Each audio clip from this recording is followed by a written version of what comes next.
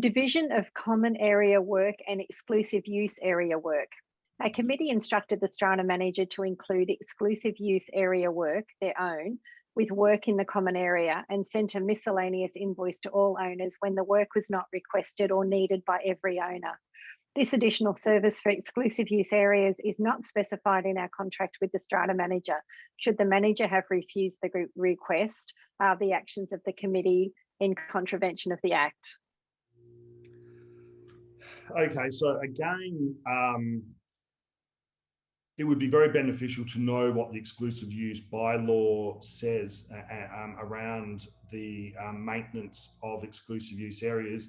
It's generally anticipated that the maintenance within this exclusive use area would generally fall onto the owner. Saying that, sometimes they do put the onus on the strata company to maintain. So yeah, it is a little bit difficult to answer, but assuming the exclusive use bylaw puts the onus on the owners, I guess there's a couple of steps that should have been followed. In the end, the strata company via the strata manager should give notice to the owners around the need to potentially undertake maintenance within their exclusive use area. And then, the strata company may reserve the rights to step in and make those repairs. I don't know what has been undertaken, from this inquiry, so it's hard to really talk to it further.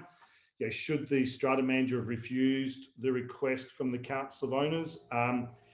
As long as the strata manager was informing the council around where the boundaries of maintenance of exclusive use areas are, and the council's been happy to instruct otherwise, it's not generally the strata manager's position to refuse the direction of a council.